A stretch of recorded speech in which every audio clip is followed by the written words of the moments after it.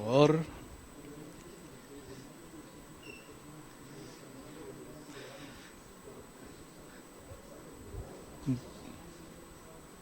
Bueno, buenas noches nuevamente, bienvenidos, bienvenidas a esta que es la actividad de cierre. Tenemos una invitada de lujo que nos ha acompañado a lo largo de toda esta semana. Yo quiero, antes de presentarla y darle la palabra, agradecer a todas las personas que nos han acompañado durante esta larga semana, sea presencialmente o a través de las redes. Agradecer a Gustavo Jiménez, el máster Gustavo Jiménez, por todo el trabajo extraordinario que ha hecho. A la licenciada Katia Castro, que es la jefa administrativa del instituto, que ha hecho también un gran trabajo desde su reducto. Adrián, Freddy, Yorleni y todos los compañeros del instituto que son extraordinariamente solidarios, eficientes y desinteresados. Agradecer, un aplauso, por favor. Agradecer a todas las instituciones con las que hemos trabajado a lo largo de esta semana.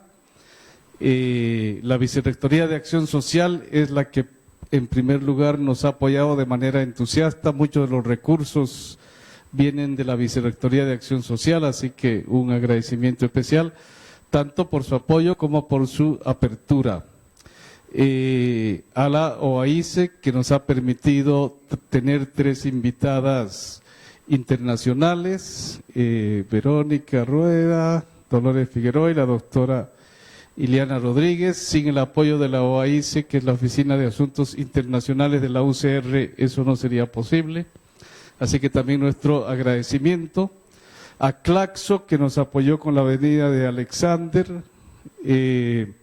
a Flaxo, que nos apoyó con la organización de la actividad de esta mañana, a la Iniciativa Universitaria por Nicaragua, que también nos ha apoyado en varias de las actividades esta semana, y especialmente también a la sede del Pacífico y a la sede de Occidente, al CIDICER en este caso, que organizaron también actividades específicas en Punta Arenas y en San Ramón. Como verán, aquí hay mucho trabajo invertido, muchas personas involucradas, muchas instituciones asociadas. Hemos tratado de hacer un encuentro abierto, múltiple, plural, intergeneracional, privilegiando aquellas voces que usualmente no se escuchan.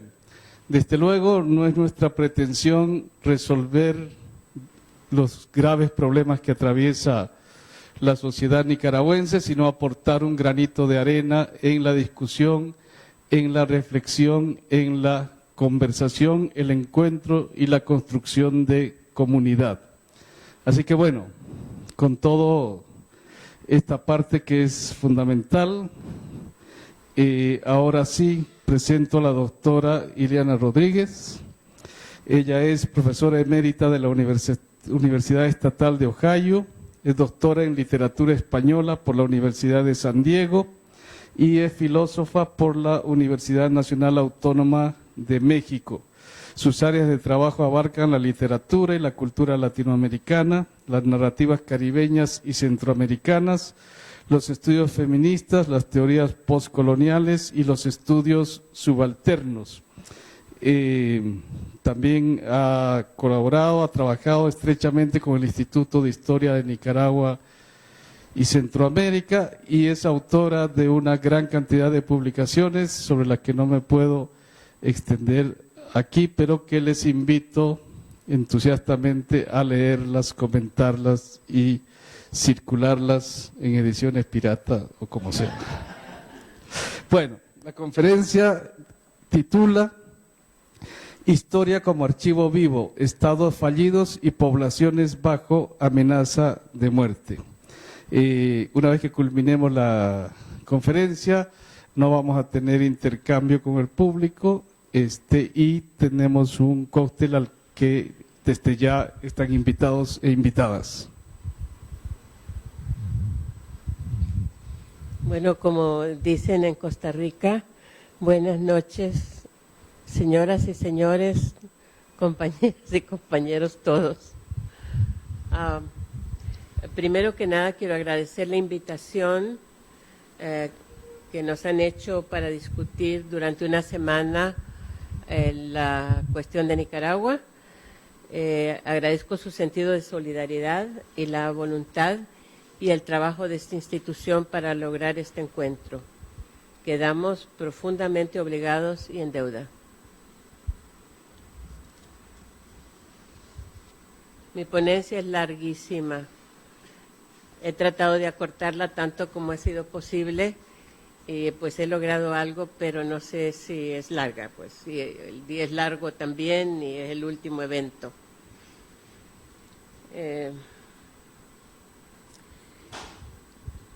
Neoliberalismo, género y revolución son tres grandes rúbricas situadas dentro de la mega narrativa de la globalización. Para cumplir el mandato de este encuentro focalizado en Nicaragua, de la Revolución 1979 a la Insurrección 2018, voy a distinguir las tres grandes lógicas que las organizan y entrelazan. Y sí, eso era lo que iba a pedir, exactamente.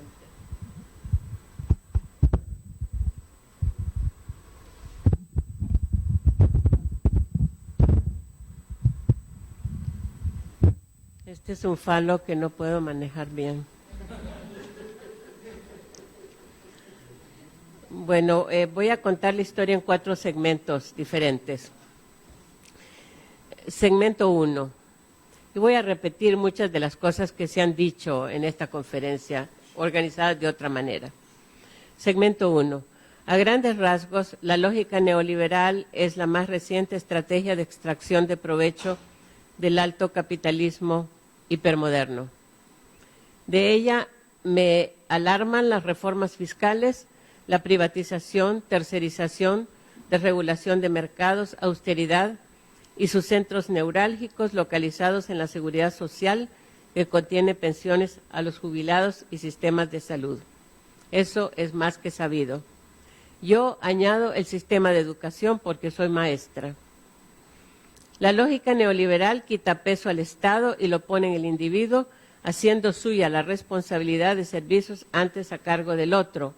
Es decir, lo que Sergio ha dicho como la transformación de derechos en privilegios. Esto naturalmente modifica drásticamente el concepto y la función del Estado, subordinándolo al cuerpo de la corporatividad.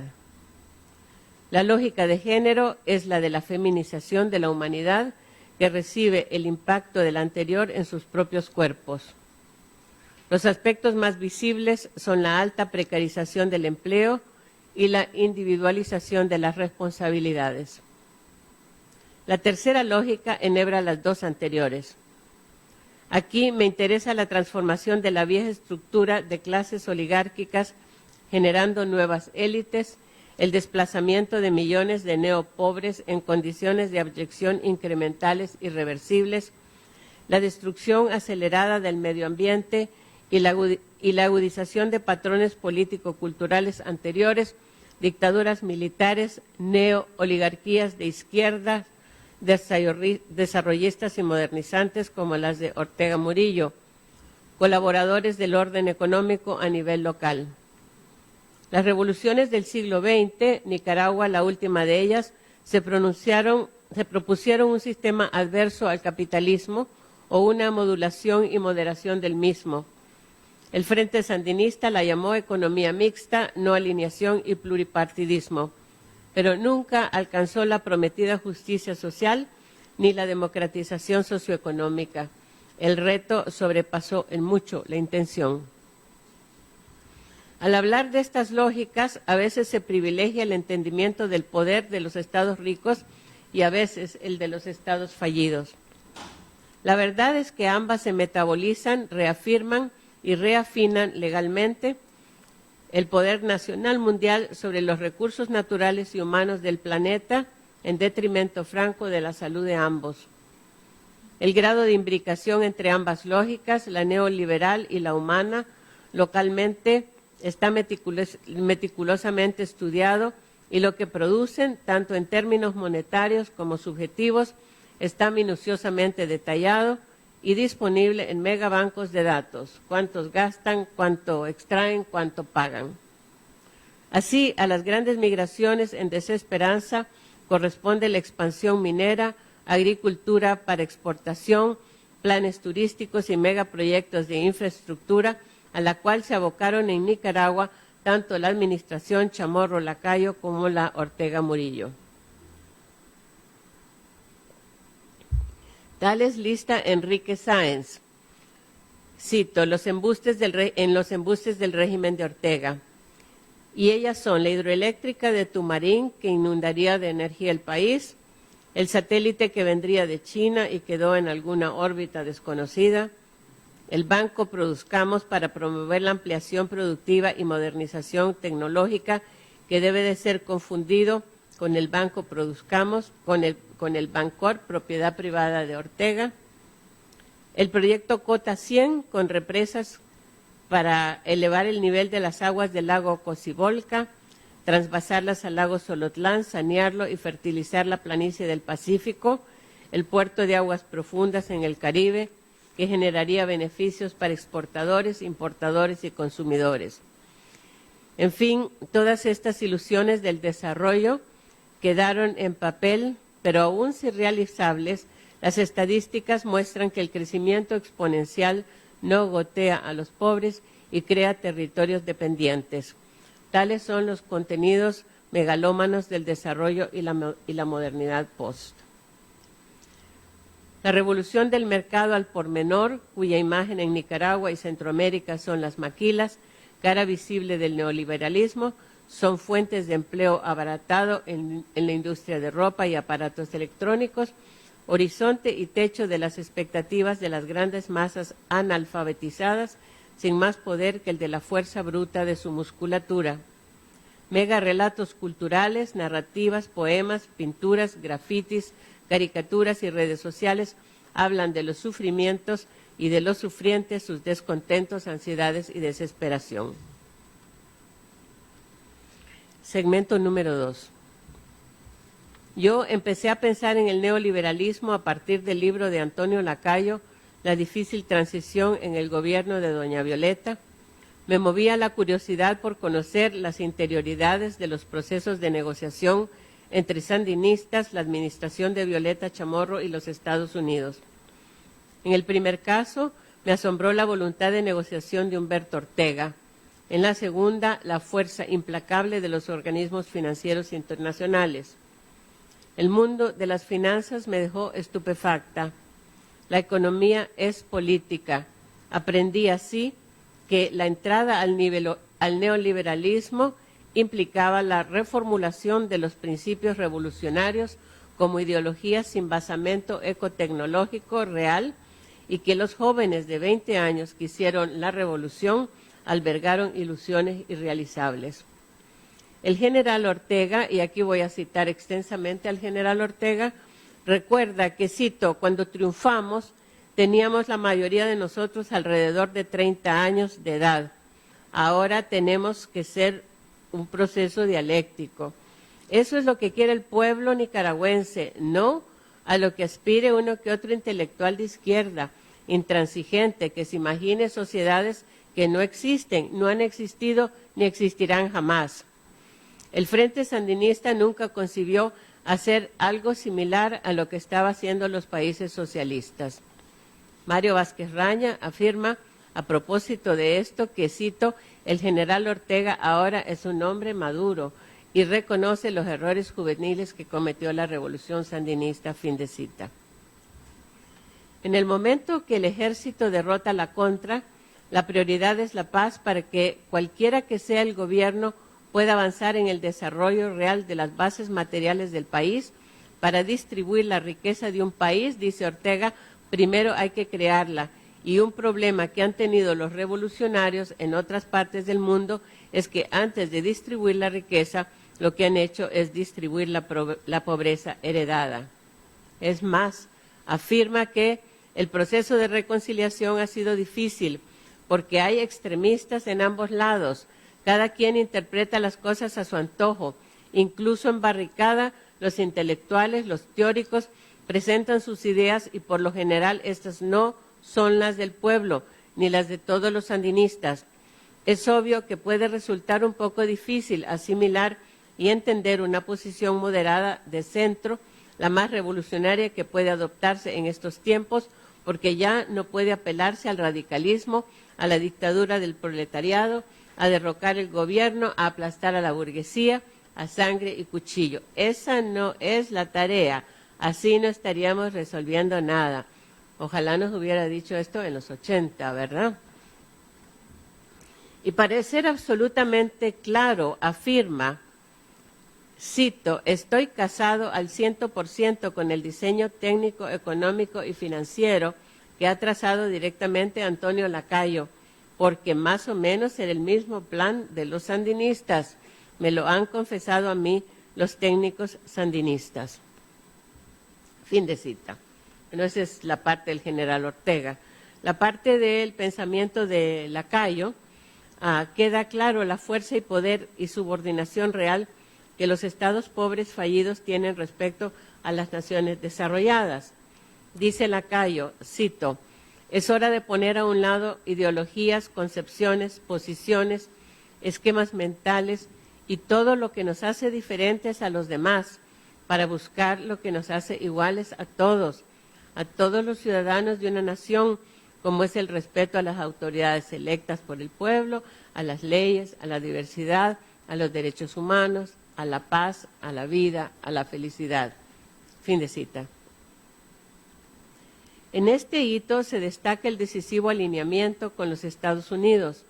De ellos dependen los fondos que vendrán al país para levantar la economía con sus costos correspondientes, que dan lugar a que Daniel Ortega afirme que, cito, el gobierno de Lacayo y de Chamorro es producto de la intervención norteamericana. Fin de cita. Las negociaciones locales ocurren en primera plana entre Antonio Lacayo y el general Ortega.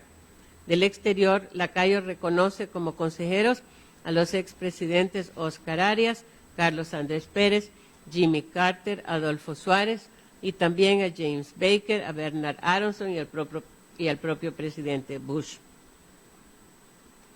Parte esencial de las negociaciones son con el BID, el BMD, la Reserva Federal y el Grupo de País, que exigen solvencia fiscal, el descabezamiento del ejército y la policía sandinista, más la devolución de los confiscados.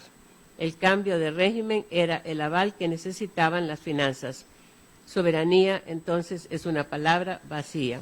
Vayan ustedes tomando nota, porque estos son muchos de los actores que ya están entrando a fungir en las negociaciones del presente. Bueno, así las cosas, para Lacayo la principal preocupación radica, cito, en los aspectos económicos y financieros. El grupo que está en el gobierno está formado por gente capaz, profesionales, preparados, técnicos preocupados por la economía y finanzas. Es obvio que las respuestas populares, las huelgas, los paros, no contribuirían a la estabilidad del país y es por eso que el movimiento sindical debe estar claro sobre el tipo de lucha que debe plantear, porque si a un sindicato se le ocurre presentar demandas que objetivamente no pueden ser resueltas, tampoco las podrá satisfacer este gobierno. Existe el peligro de que algunos somocistas, extremistas, traten de desmantelar y privatizar toda el área propiedad del pueblo. Eso no se puede permitir. No obstante, tampoco vamos a decir que es malo privatizar una parte, porque sabemos que hay sectores del APP que están abandonados y no producen. En consecuencia, Si algún empresario privado desea producir dentro de las reglas establecidas del beneficio nacional, ¿por qué no lo podría hacer? Bueno, y aquí empieza más bien mi testimonio de lo que sucedió. Y vamos a ver si podemos pasar Entonces yo te voy a ir diciendo, todavía no. Segmento 3. Me muevo ahora al género y las políticas del cuerpo. En abril del presente año 2019, Confidencial publicó fragmentos del poema Hora Cero de Ernesto Cardenal. Dice así: abril es el mes más caluroso del año. Los campos están secos, los potreros cubiertos de brasa, los soles borrosos y rojos como sangre y las lunas enormes y rojas como soles. Pero abril en Nicaragua es el mes de la muerte. En abril los mataron. Yo estuve con ellos en la rebelión de abril y aprendí a manejar una ametralladora Rising. Y Adolfo Báez Bone era mi amigo. Lo persiguieron con aviones, con camiones, con reflectores, con bombas lacrimógenas, con radios, con perros, con guardias. Y yo recuerdo las nubes rojas sobre la casa presidencial como algodones ensangrentados. Y la luna roja sobre la casa presidencial, la radio clandestina decía que vivía. El pueblo no creía que había muerto y no ha muerto, porque a veces nace un hombre en una tierra que es esa tierra y la tierra en que está enterrado ese hombre es ese hombre. Y los hombres que después nacen de esa tierra son ese hombre, y Adolfo Báez Bone era ese hombre. Rindo mi testimonio. La historia como archivo vivido y no vista por los grandes aparatos, a través de los grandes aparatos conceptuales que estudian los significados de insurrecciones cívicas, cambios en comportamientos de izquierdas revolucionarias y totalitarismos de ambos lados, derechos humanos, justicias transicionales, violencia estatal y aparatos represivos del Estado. Hablo de la historia como carne trémula, cuerpos en peligro, duelo, esas incertidumbres, conocimientos directos, cambios drásticos de direccionalidad que alguien leerá en una tranquila biblioteca de San José, donde justamente en esta línea que acabo de escribir encuentra la cesura. Tal es la labor de esa mujer, la historiadora, según Florencia Malon.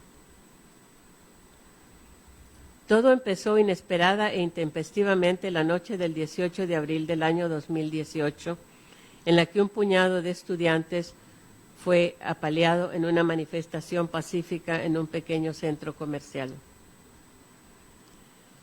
No serían ni 50, tan ralo se veía el horizonte, pero jóvenes portando camisetas de la Juventud Sandinista, montados en motocicletas y usando tubos de metal, los agredieron. Se decía que dicho grupo, portando el logo de la organización partidista gobernante, era de choque, organizado por la vicepresidenta, quien compraba o alquilaba esa fuerza de tarea violenta de jóvenes pandilleros para asustar a la población. No era la primera vez que salían a la calle a golpear, reprimir e intimidar. Una de las participantes del grupo de estudio bajo mi dirección había escrito una tesis sobre las pandillas y había constatado en conversaciones con sus miembros cómo éstas negociaban con los gobiernos de turno para obtener beneficios, siendo así una instancia de la informalidad o tercerización de la organización del monopolio de la fuerza por el Estado. Esta se vería luego incrementada por grupos de encapuchados que no se sabía de dónde venían ni quiénes eran. Con ellos cundió el pánico. Esta es la primera aparición de los encapuchados, todos están vestidos de manera diferente. La siguiente. Después de eso los pusieron camiseta azul para que distinguir los unos de los otros y que no se mataran entre sí. Después aparecieron como la policía sandinista. Después Después siguieron apareciendo como la policía, pero ya empezamos a ver a los vestidos de negro. Después ya vienen los vestidos de negro, ¿verdad? Los paramilitares. Después ahí están completamente en despliegue. Después. Y esta es una de mis fotos favoritas, ¿verdad? Es decir, la total complicidad de Daniel Ortega con ellos, ¿verdad? A ver si hay otra. Y esta es pues la caricatura de Molina. A ver si hay otra. No. La amiguita nuestra. Metralla en mano, rostro cubierto, se tomaron calles, ciudades y poblados. Avanzaban en grupos de 8 o 10 en fondo, montados en camionetas descubiertas para que los vieran, para que los viéramos. El Estado tiene el monopolio de la fuerza, pero esta tiene que ser legítimamente dirimida, dice Max Weber, y este no era el caso, marcando así las pautas de un Estado fallido y la grieta entre el ejercicio de legitimidad de facto y de jure. Por esos días, a uno de los jóvenes se le ocurrió la idea de que la señora vicepresidenta, se me fue el camarógrafo,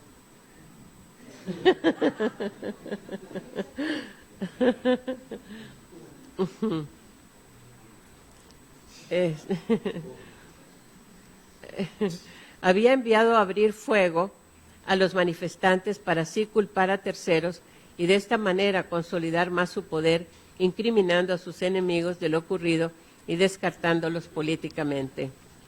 La idea no cobró fuerza, pero se mantuvo viva en el banco de datos de la interpretación, pues en Nicaragua la figura de la vicepresidenta es malévola. Entonces quiero aquí tener el placer de mostrarle todas las imágenes de Rosario Murillo. Entonces, sigue sin comentarios, ¿verdad? Porque no tenemos tiempo, pues la bruja que persigue la palomita de la paz, la Pelagatos. Esa es mi favorita porque es el de esa película de Alien, donde el monstruo sale del estómago de la protagonista, que sale del estómago del país. ¿La que sigue? Bueno, aquí, por supuesto, la garra que quiere a la paella con los anillos abundantes que usa la vicepresidenta. Aquí, por primera vez, aparece ya el otro protagonista, ¿verdad? Ella dibujándole el árbol de la vida en la cabeza. ¿Sigue?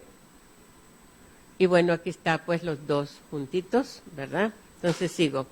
Quizás pueda proyectarse tal intuición, la intuición del golpe de Estado, ¿verdad?, en lo que la cultura política de la conspiración llamará golpe de Estado suave, ofensiva terrorista.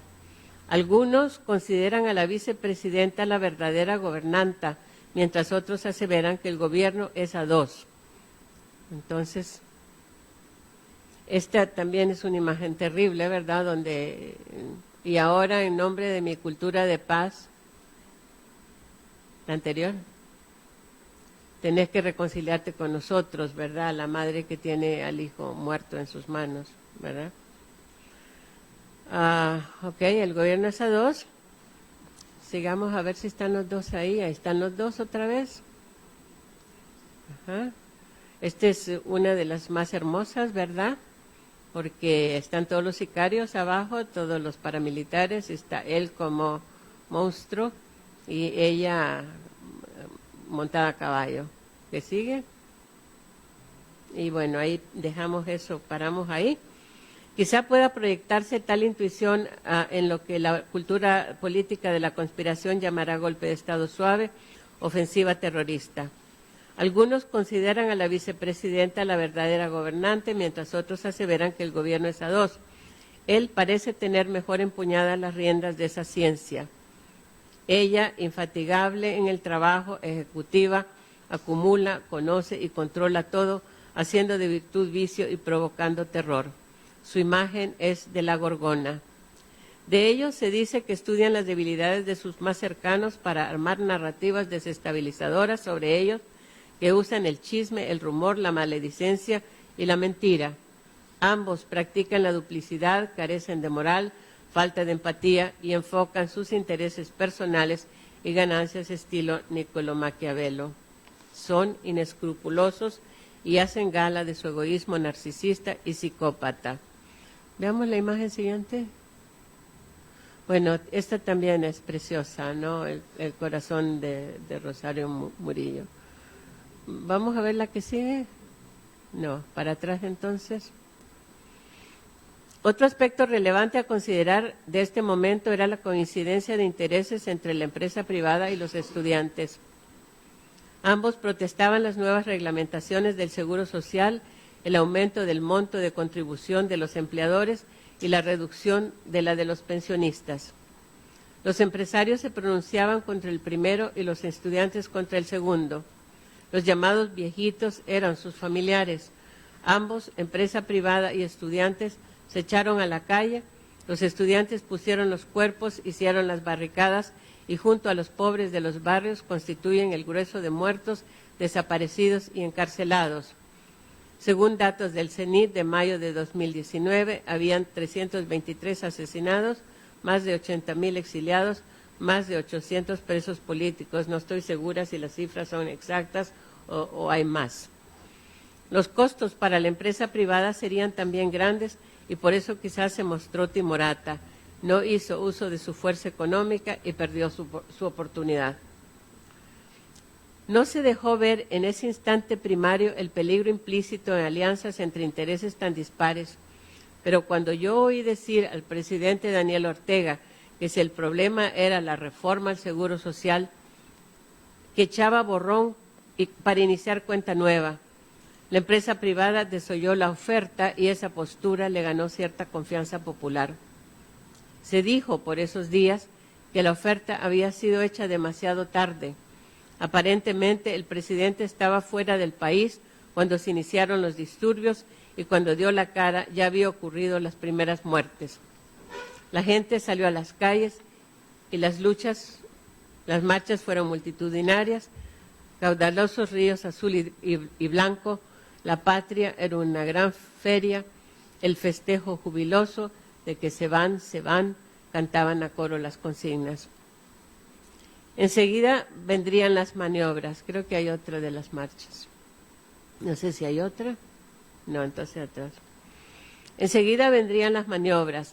En el primer encuentro entre gobierno y manifestantes de la llamada Alianza Cívica, Bayardo Arce intentó repetir ese borrón y cuenta nueva, pero la vicepresidenta lo detuvo. El río ya estaba desbordado. En política, el error incrementa exponencialmente el agravio y este magnifica los errores. Ya había muchos muertos. Recuerdo cuando empezaron a salir esas imágenes, porque realmente son niños como de 15 años y yo pensaba en mi nieto. Hubiera sido de los primeros muertos, es decir, muy, muy jovencitos, ¿verdad? Así, post facto, se discutió que el primer grupo negociador era muy grande, que el estudiante Lester Alemán no debía haber dicho lo que dijo, y lo que dijo fue, cito, esta no es una mesa de diálogo, esta es una mesa para negociar su salida, fin de cita. Ellos, los estudiantes, habían puesto los muertos. En esa misma reunión, la empresa privada se mostraba ya tímida. El liderazgo indiscutible pasó a manos de la Conferencia Episcopal y un grupo de jóvenes curas ilustrados, entre los cuales sobresalían Rolando Álvarez, Silvio Báez y Abelardo Mata. Los tenemos en pantalla.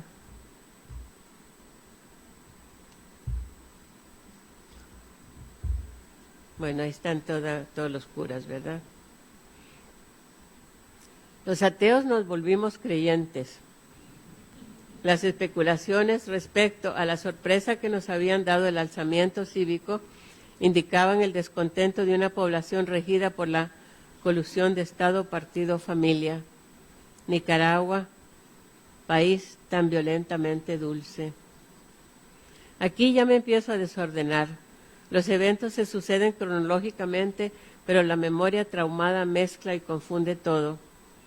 Mi círculo inmediato era un aparato interpretativo. Hacíamos hermenéutica día y noche. En mi memoria, primero fue el asalto de la juventud sandinista a los estudiantes y luego vino la primera marcha organizada por la empresa privada. Dicha marcha, a decir por una de nuestro grupo, fue secuestrada por la población que la desvió hacia la UPOLI, donde ya se habían atrincherado los estudiantes. Ese centro fue un foco de resistencia problemático porque se decía infiltrado y los llamados sapos notificaban a las autoridades estatales de lo que sucedía. De ese centro se discutió si los estudiantes estaban armados o no, pero el asunto de más envergadura fue la falta de atención médica. La administración Ortega Murillo había girado orden de dejarlos morir. La complicidad de la ministra de Salud y miembros del cuerpo médico fue otro gran error gubernamental. La indignación subió de tono. A la población no le gusta que maten a la gente, y menos en articulum mortis, y ya en el hospital. Se prohibía atenderlos. El tratamiento a los heridos fue una práctica política inexcusable, prueba de la absoluta falta de legitimidad del Estado, que no solo no permitía la atención de los ciudadanos, sino que los dejaba intencionalmente morir. Iban con todo. Se dijo que se levantaban 2 expedientes, uno con el mal real y otro ficticio, para esconder el diagnóstico de bala en la cabeza, cuello y tórax. Pongamos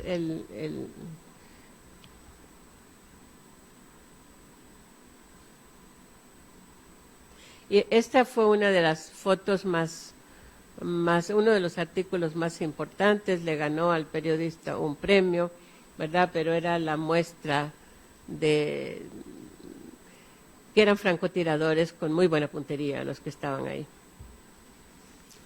Las tomografías revelaron que las balas eran de alto impacto, disparadas desde lo alto a distancia y procedente de armas como ametralladoras PKM. Iban con todo. El hospital negó la atención, bloqueó la entrada y se usó de cuartel para dispararle a los estudiantes y a los que hacían los tranques. Muchos miembros de FedSalud atacaron a los manifestantes y llamaron a los paramilitares. A los que lograban llegar al hospital, ya asistidos por otros médicos, les quitaban los líquidos y se sustituía suero por agua.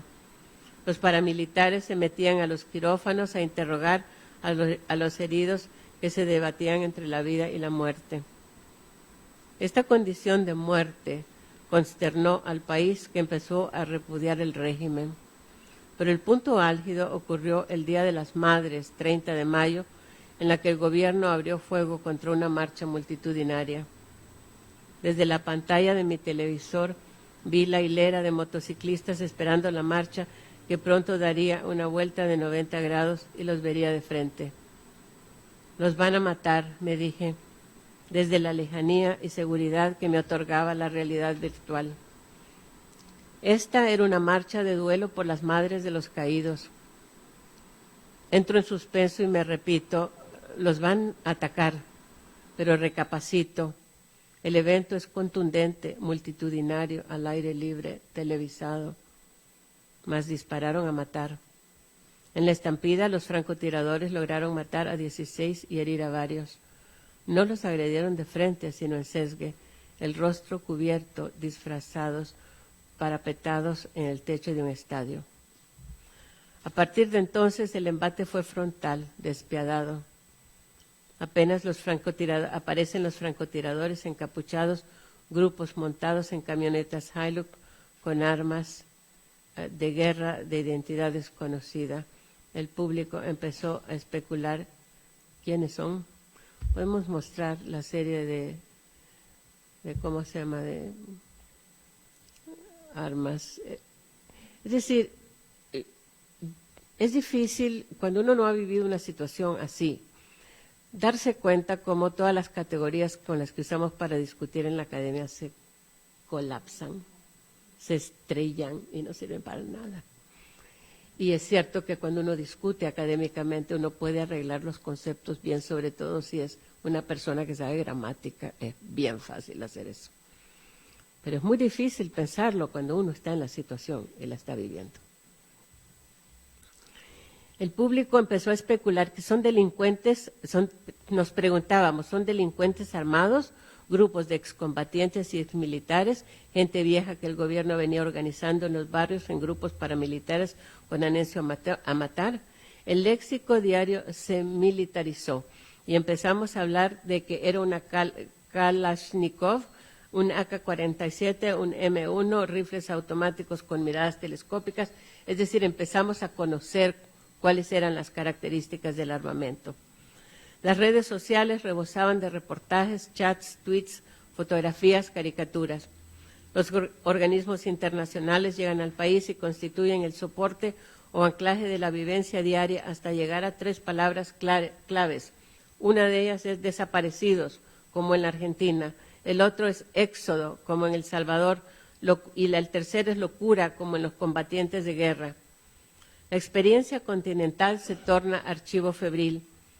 La guerra sucia en patio propio, la verdad histórica, la búsqueda de los hijos, la identificación de los lugares de memoria, la figura materna en lucha feroz contra el olvido, lo femenino como retribución y justicia, que se rinda tu padre. La ofensiva desatada contra los pueblos, Masaya, Jinotepe, Matagalpa, León, fue total. La gente que había levantado barricadas empezó a ser identificada por los sandinistas de sus barrios y muerta o encarcelada. El éxodo masivo comenzó. La insurgencia pacífica que asiste a todo ciudadano como derecho humano había dado lugar a una cacería.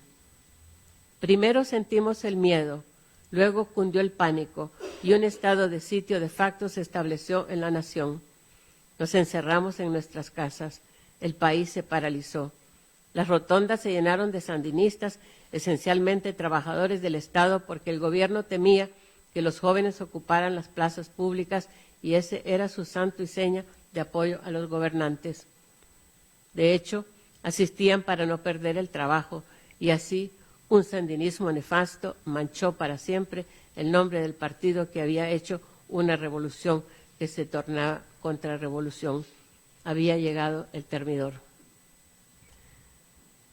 Desde fines de septiembre de 2018, el patrón de hostigamiento se mantiene. Secuestros en la vía pública y allanamiento de domicilios y centros de trabajo sin órdenes judiciales. Su cacería viola el artículo 33 de la Constitución y obliga el éxodo y a solicitar protección internacional contra cárcel y tortura. La policía procede sin acusación formal, desautoriza movilizaciones, asedia actividades. Las órdenes vienen todas del Carmen, residencia de los desgobernantes. El blanco son los líderes visibles de las protestas. El sufrimiento de familiares en busca del paradero de los suyos crece en las estaciones de policía y centros de detención. Muchos secuestrados aparecen en el Chipote, cárcel de la temida Dirección de Auxilio Judicial en Managua. Algunos son excarcelados de la misma forma arbitraria en que se les arresta. El clima de miedo se instala y la tristeza cae como un saco de piedra sobre la población. Nos daba pavor salir a la calle, todavía, aunque ya la gente aprendió cómo, dónde y a qué horas. Eso nos dio la casa por cárcel. El estado de sitio de hecho que todavía existe y que recordamos cada vez que la Alianza Azul y Blanco llama a hacer una marcha, un plantón. Los paramilitares, dueños y señores de la calle, causan pánico y odio. Te pueden matar por cantar el himno nacional, te pueden matar por portar una bandera. Es increíble, ¿no es cierto? Yo cuento esto, me parece que estoy hablando ciencia ficción. Al principio nos preguntábamos quiénes eran. La embajada norteamericana había dicho que el aparato de policía del régimen no tenía la capacidad de controlar la situación. Entonces, ¿quiénes eran? ¿Acaso los presos comunes de las cárceles? ¿Maras traídas del exterior? ¿O era el ejército disfrazado de civil? ¿O personal cubano que llegó durante un fingido apagón al aeropuerto? ¿Quién sabe, señor? Lo cierto es que todos portaban armamento, estaban entrenados y andaban en camionetas Hilux. Segmento 4. Nicaragua se piensa como Estado fallido.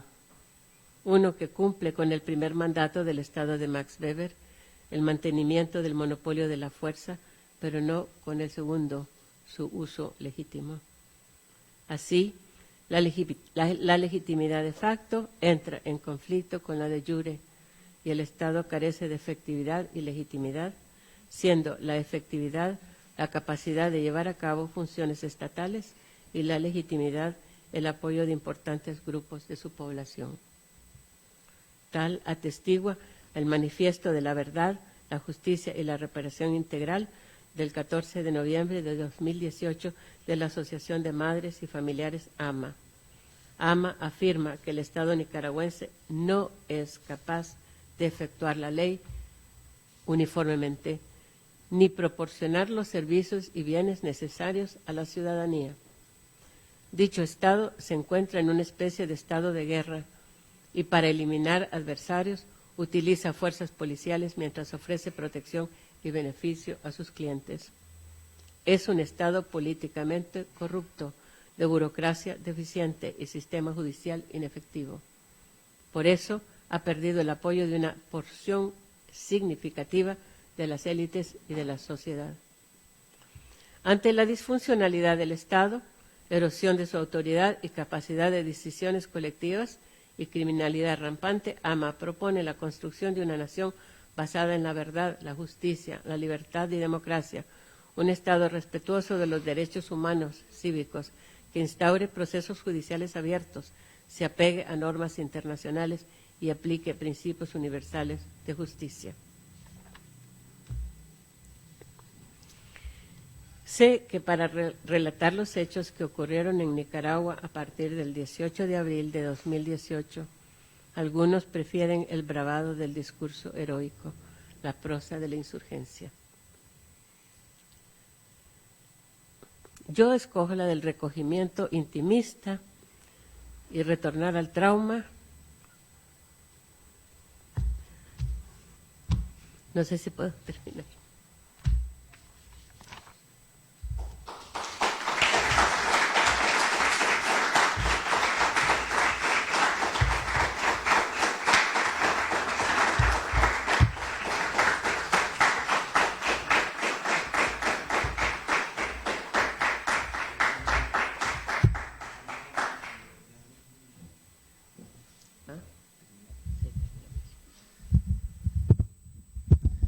Bueno, muchas gracias, doctora Rodríguez. Y pues con esta conferencia, con esta tristeza, con esta angustia, con este dolor, con este luto por todo lo ocurrido en Nicaragua durante el último año, nos vamos con ese peso, con esa carga, pero también con la esperanza de que esto termine y pues haya una nueva hora cero para Nicaragua. Así que gracias por estar acá, por acompañarnos. Tenemos un cóctel, les invitamos a compartir un momento comunitario. Gracias, buenas noches.